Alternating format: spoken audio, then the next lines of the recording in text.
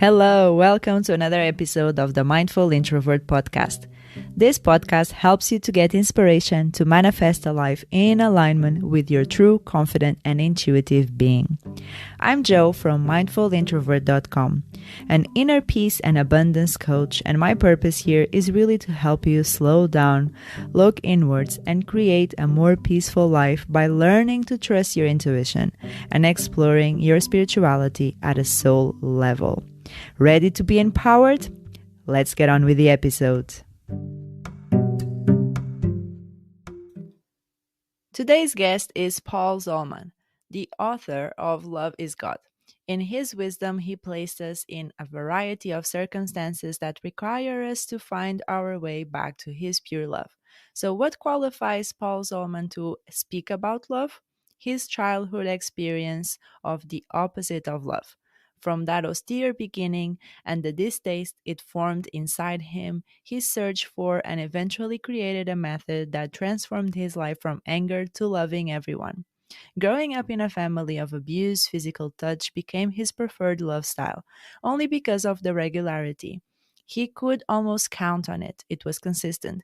He came to think that was the way to express love. But deep inside, he knew that was a twisted belief.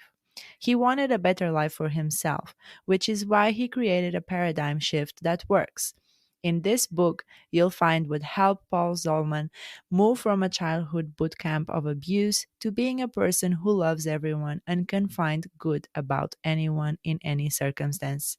This is truly the role of love. Why would you in your right mind focus on your problems or anybody else's problems? Do you really want them to be bigger? Mm. Just when you think about it and put it in that way, stop. Just stop. Quit focusing on those problems. Focus on what's right about yourself. Focus on what's right with others, and just live the happier life. This is a better way to live life. It's just so much better. One other thing that I want to talk about on the cube is that Uh-huh. after rolling the cube for 30 days, or at least 30 days, that's the kind of the sweet spot for developing a habit. You're Mhm. making that 2-second investment.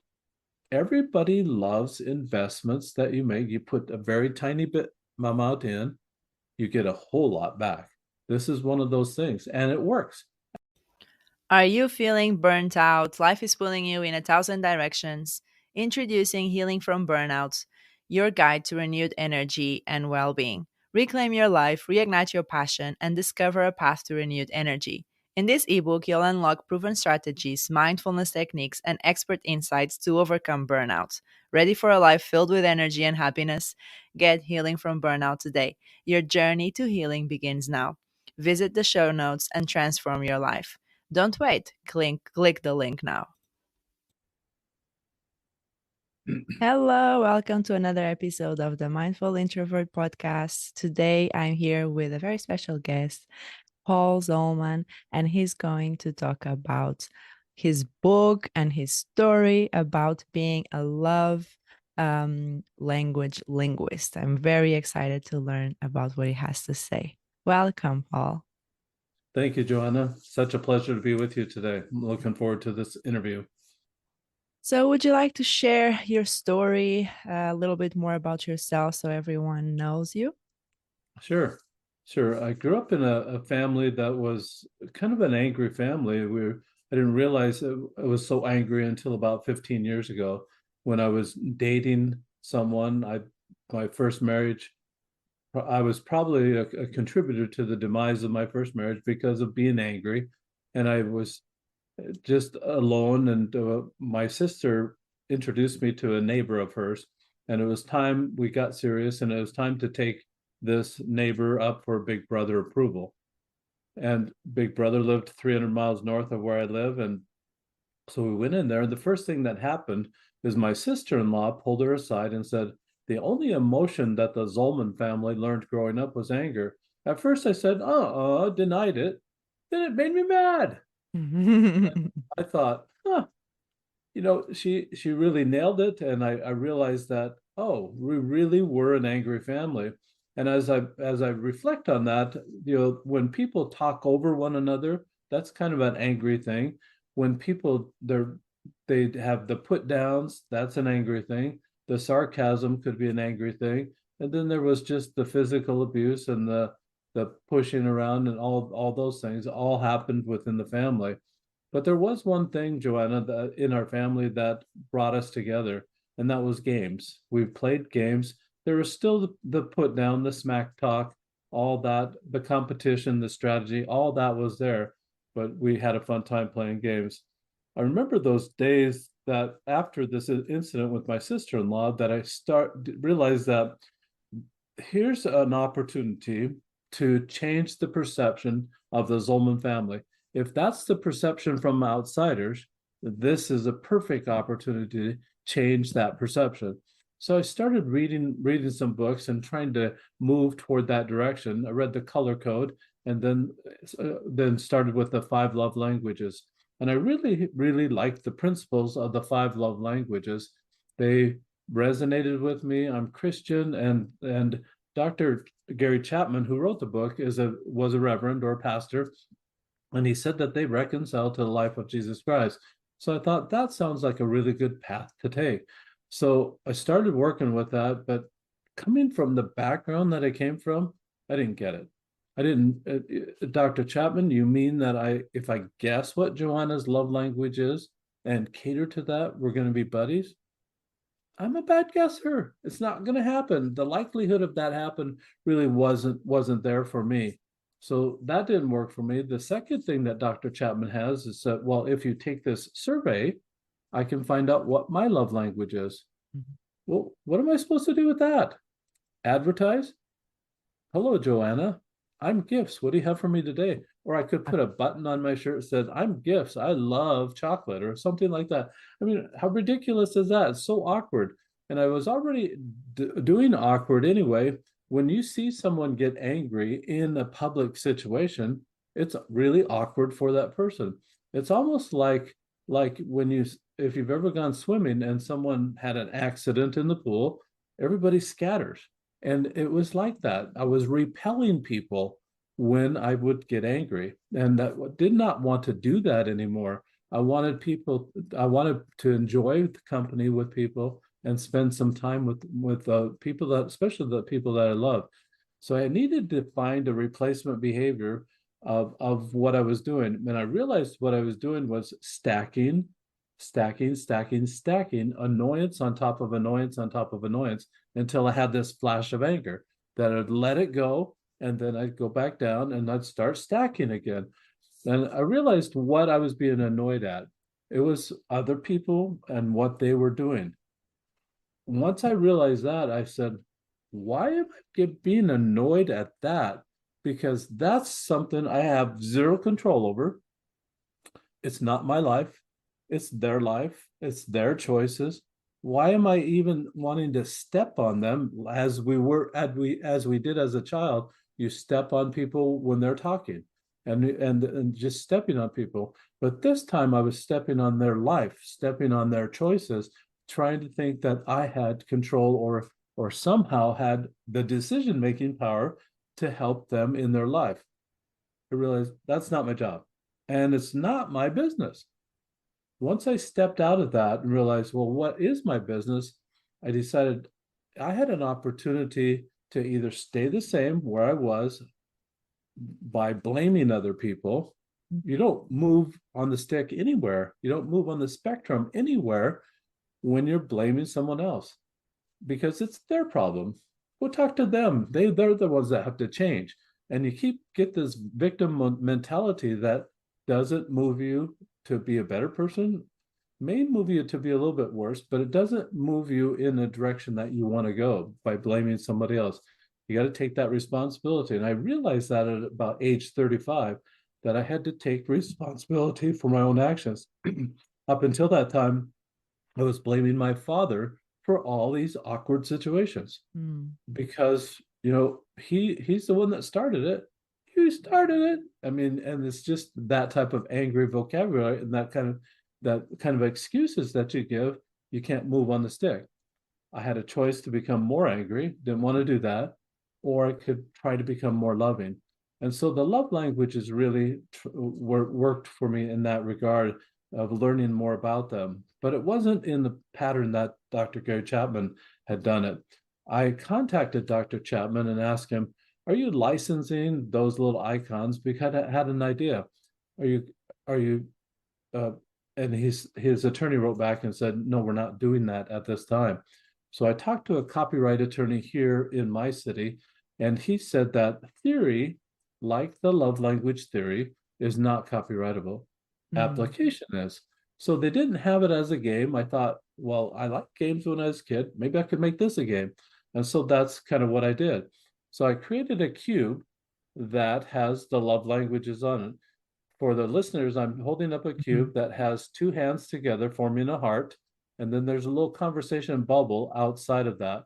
That represents the words of the heart or the words. For the next love language, I have a hand holding an hourglass. An hourglass is measure time. That would represent the love language for time. I've got a hand holding a platter.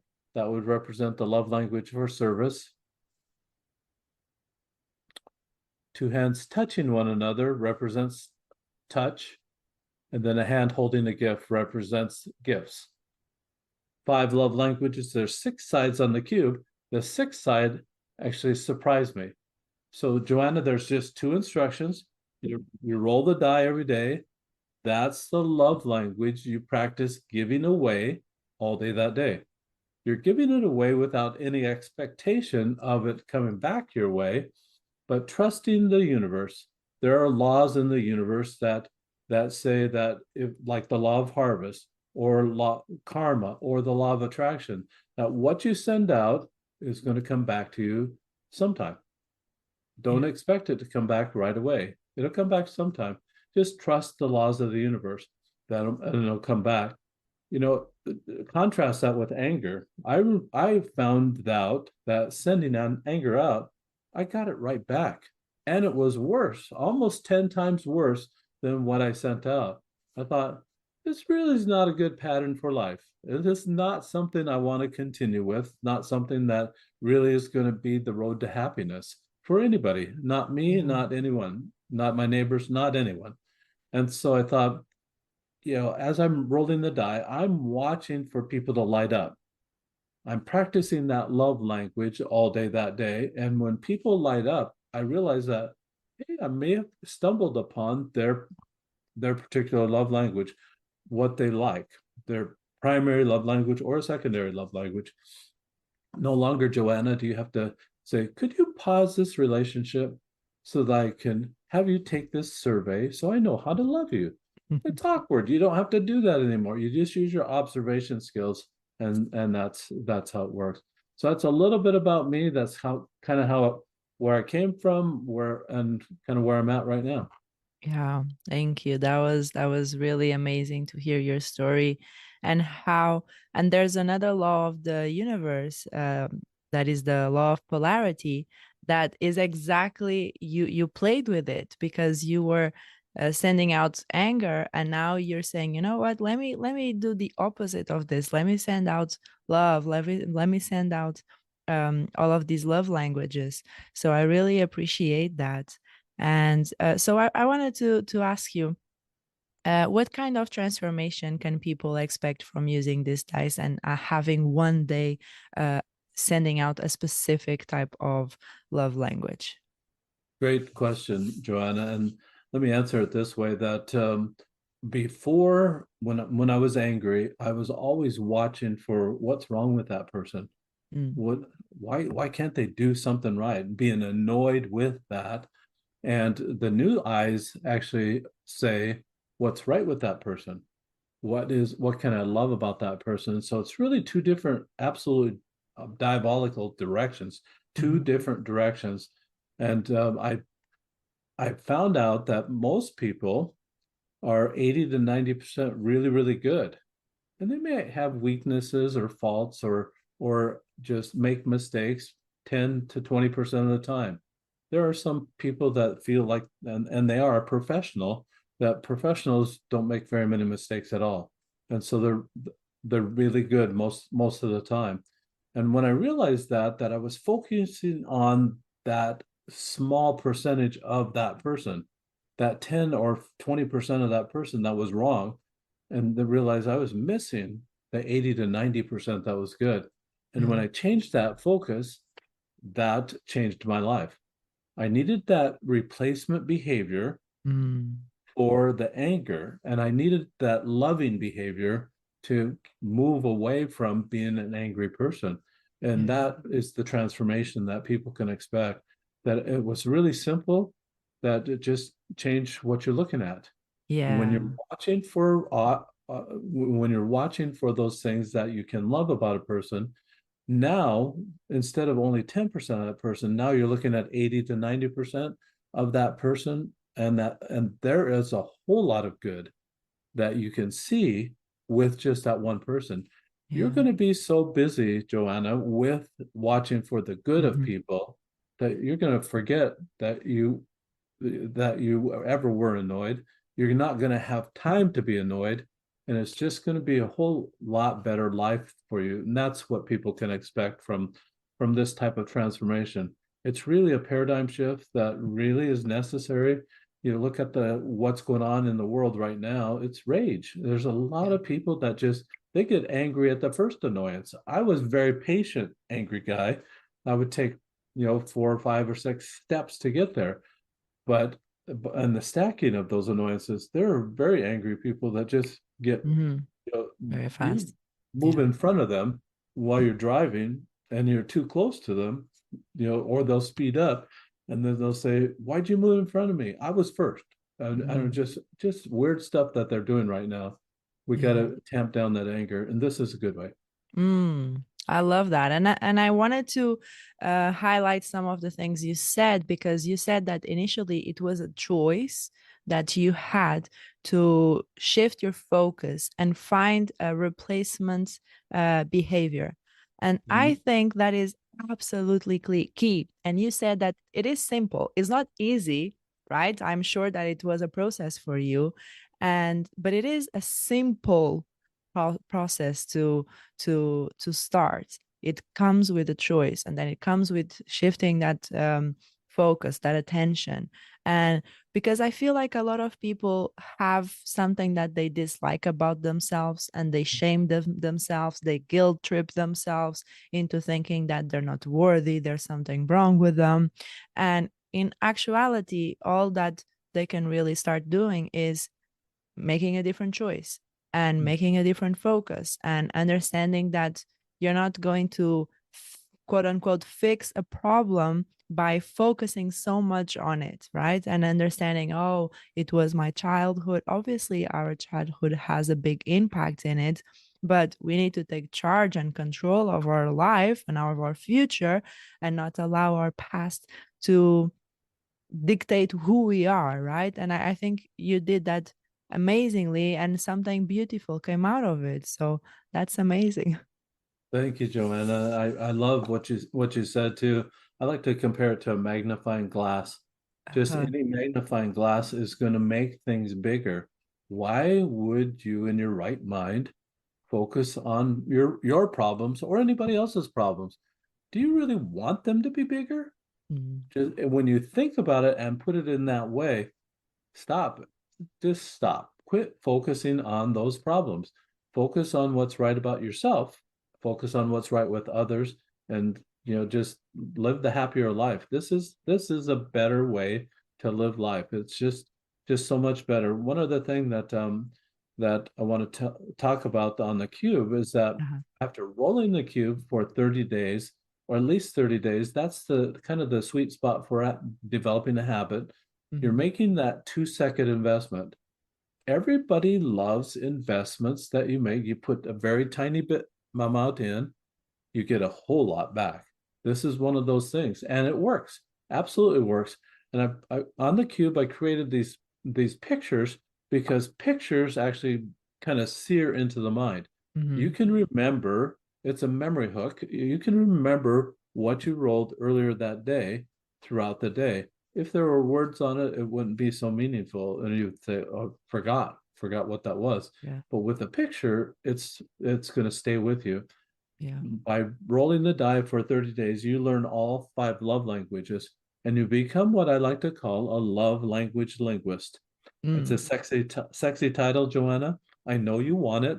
Have that smile on your face. Everybody wants to have that title. When you get that title, you just know all the love languages. You love to be a linguist. Who doesn't want to learn other languages? Mm. This is a way to become a love language linguist. Mm. It helps your communication, number one. Secondly, it helps your vision. That it gives you that peripheral vision so you can see love when it's coming your way, even though it might not be, especially if it's not your primary love language. You Yeah. see, oh, they're loving on me, and then you can respond appropriately.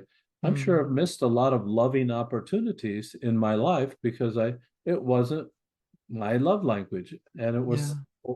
it was to the left or to the right of me. It was just another love language they were sending my way. I just didn't recognize they were loving on me. So this Mm. really, opened your eyes a little bit. Yeah.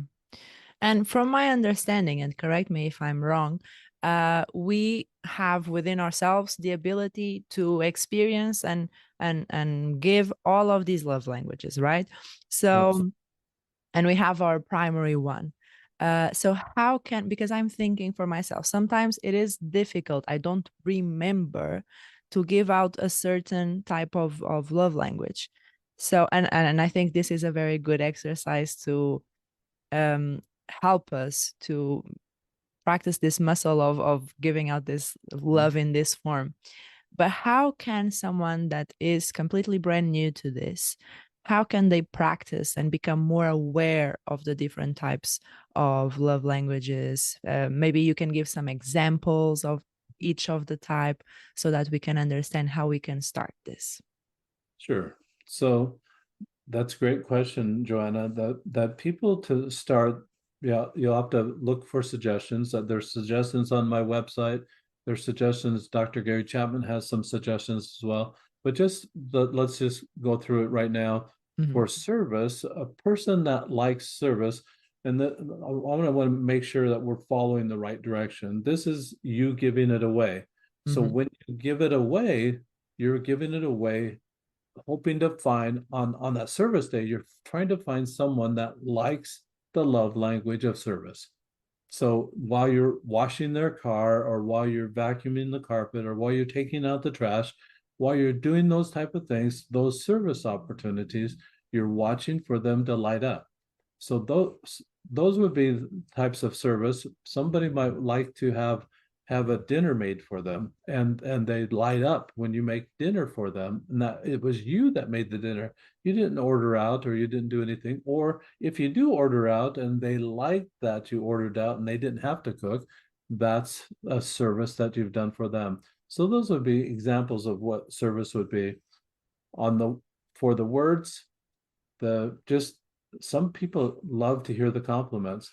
I have a friend that uh, a couple that he knew that she liked words, but one day he rolled the gifts on the cube, and he thought, what am I going to do? And then it occurred to him, well, I'll just write her a note and wrap it up in a package. And when she opened the package and saw that it was a note and she loved the words, she was absolutely delighted. It worked perfectly. She lit up, and he knew how to light her up that in that way. So it could be a note, it could be just saying the words. What I've found that while I'm watching that 80 to 90%, Joanna, of what people, the good that people have in them, what I'm watching for is opportunities to express what I like about them. And when I express that, they say, well, oh, I never thought about that. I didn't know I had that quality. And for the very fact that I saw that in them and said it to them, just made them feel really, really good that day. And they Mm. light up. So those are the kind of things you're looking on words. Of course, it includes the I love you, but it has to be more sincere and genuine. And ways to say I love you, or it doesn't have to be those words. It can be a lot of different words, and compliment them. It has to be genuine though. For for time, you're just looking to put your phone away, be present with that person, look them in the eye, and or just sit with them while they're watching a TV program. My wife loves K dramas, Korean dramas. and they're fun because they're just really really clean. I mean, if it's a romantic one, they're not even kissing until like the ninth or 10th episode. You're almost done with the whole season, and finally they kiss, and it's just all the things that lead up to that. It's really fun to watch, and so my wife likes that type of thing. She likes me spending time with her doing that. Touch, obviously, you're not going to be able to go in for a hug with everybody every all day long. So you're doing the high fives, you're doing the fist bumps. Sometimes you might develop a complicated handshake, Mm. something that is a bond between you and just that person. You're the only ones that know that. You know how to do it, the 5 step or 10 step handshake, whatever it is. And to watch people do that, they have a bond between them. Of course, there's the hugs. Of course, there's the kissing. Of course, there's the stroking of the cheek. There's all that included in touch, but it has to be appropriate in the situation. For gifts, I think gifts is really one of those things that's more of an umbrella for all the love languages, because you could do a gift of service. You could do a gift of your time. You can do a gift of giving someone a hug or even a smile. You can do a gift of a note or words. So it really covers a lot. Does not have to be something that's purchased at a store. Absolutely. In fact, the very best gifts are those gifts that are more thoughtful and created from the heart themselves. Did we cover them all? I think we did. I think we did it. Yeah. And what would be the surprise? The surprise, you just choose whichever one you're more inclined to that day, or how does that work? A combination of some of them? So really, Joanna, it's not about you. It's not so what you're inclined to do. It's what works in the situation. So you're Okay. always observing that other person. What does that person need today? And you'll be able to, as you work through this, you'll be able to detect what they might need for them to be happy that day. When you make someone's day and make them and they appear very happy that you did something to make their day, it really there's a satisfaction there that can't be gotten any other way. You Yeah. just can't get it any other way. That's a payday for you as well. That you're sending something out that there's they really can't return, and or they might be able to return and make your day, but it really is not about that. It's about making their day and getting that satisfaction. It just can't happen. So on that surprise day, you're doing random acts of kindness and Mm-hmm. just watching for people to light up. You can choose any one of the love language or be observant. And it's really kind of that day that you're using all your skills that you just learned from rolling the die and watching all the different love languages, watching for people to light up. That's really the day that you put your skills to the test. Mm-hmm. That's test day, so to speak. But people kind of have they don't like tests. A lot of people don't like tests, but this is test day. This is a day to test those skills, refine those skills, and see how far you've come, and watch and observe for opportunities to send love out in that way. Mm-hmm. Yeah. No, that's great. Thank you. I think now everyone really understands what some examples of each love language might be and how to give out that love. And I like that idea of giving that love unconditionally, not expecting anything in return except to make someone's day. And even if it is not someone's preferred love language, you're still learning and you're still impacting someone to some degree. So I think that's a very good approach to all of this. So you wrote a book as well. Would you like to talk a little bit about it?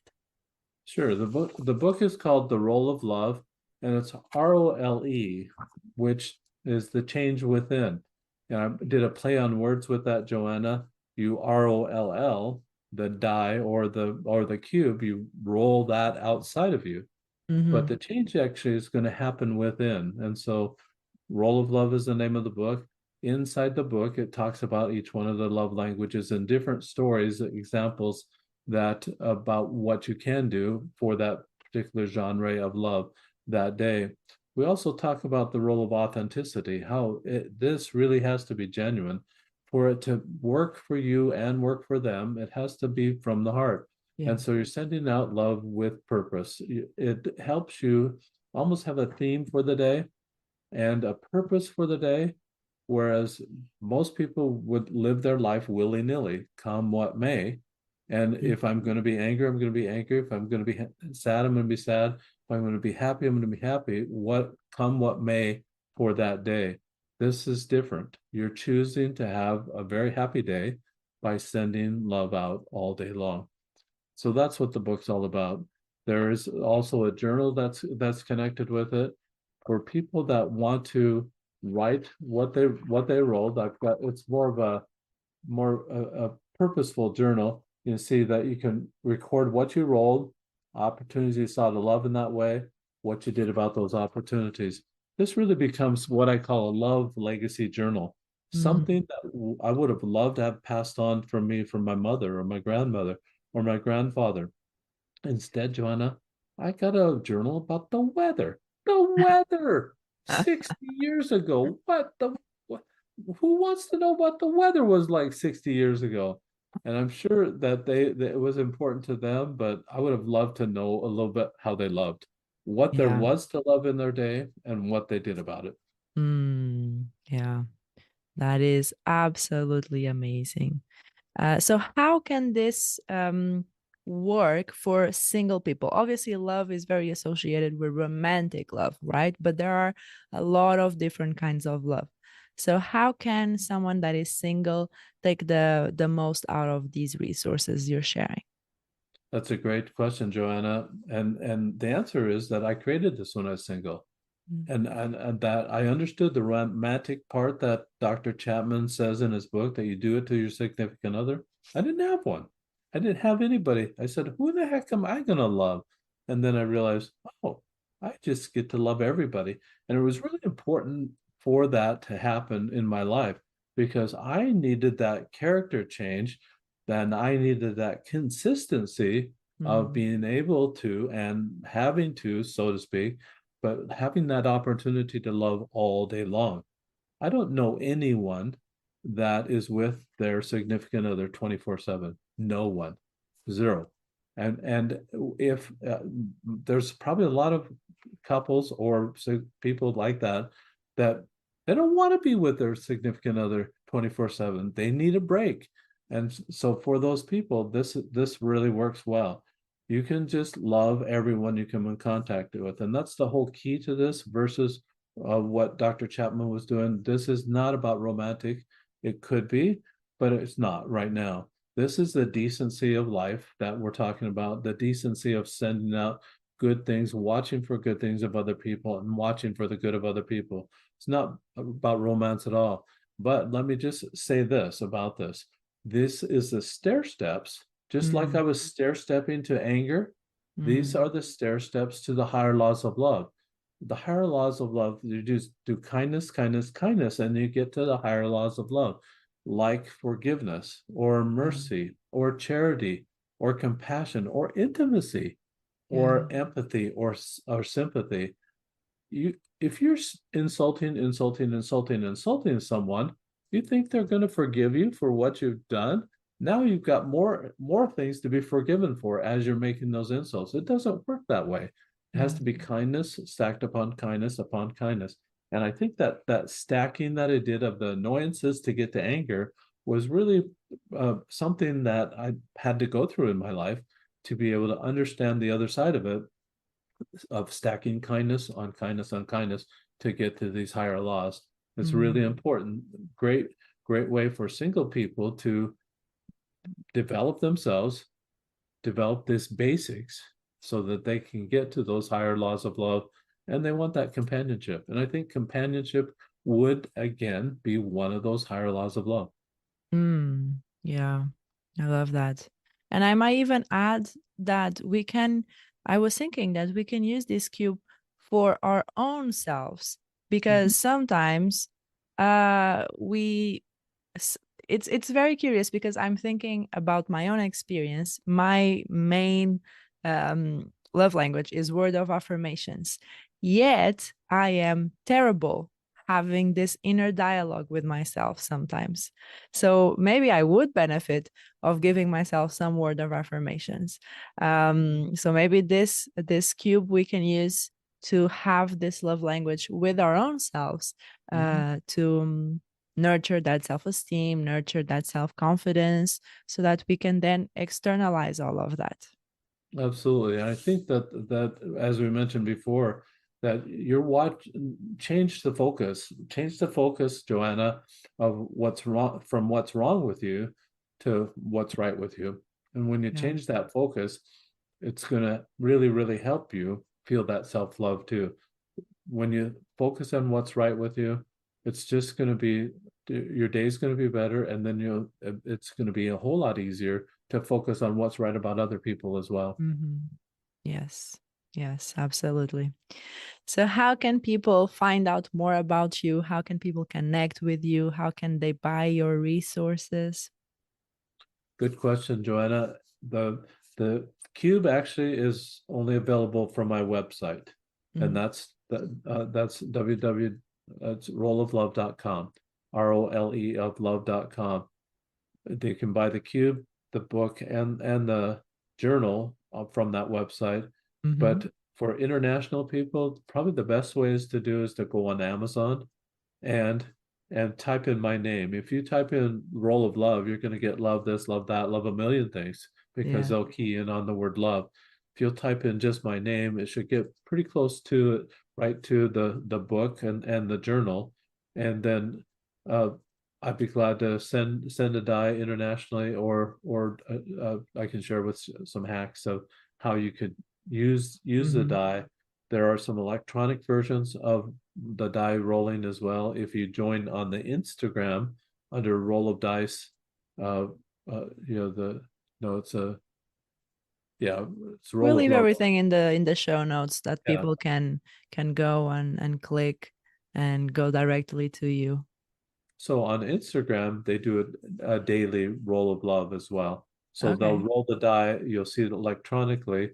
If I think it's nice to have it in your hands. Mhm. Sometimes I've forgotten to roll the die, so I keep one in my pocket. And as I'm walking around, say, "Oh, I forgot today," and then I can roll it and then start get on the program. But it's Mhm. easy to it's really easy to do, but it's so simple that some people think, well, that's not going to do anything for me. Just trust that it will, and that just it's these easy things, the simple things of life that will bring great returns. Yes. Yes. Thank you so much. It was amazing having you here, share your wisdom and your knowledge of the love languages with such a playful approach. And I think that is what's going to really make a difference is you bring out the fun aspect to all of this. And it just is entertaining and it's educational at the same time. So thank you for coming on the podcast, and I'm very happy to be here with you today.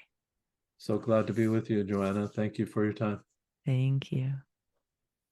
If you are fully committed to your growth, I invite you to book a free inner peace assessment call with me to create an action plan to manifest a life worth living with more inner peace and self love. For more inspiring content, follow me on Instagram at Coach Joanna Calado and subscribe to my YouTube channel at The Intuitive Being. I will leave everything in the show notes so that you do not miss a thing. I'll see you on the next episode, and until then, slow down and trust yourself.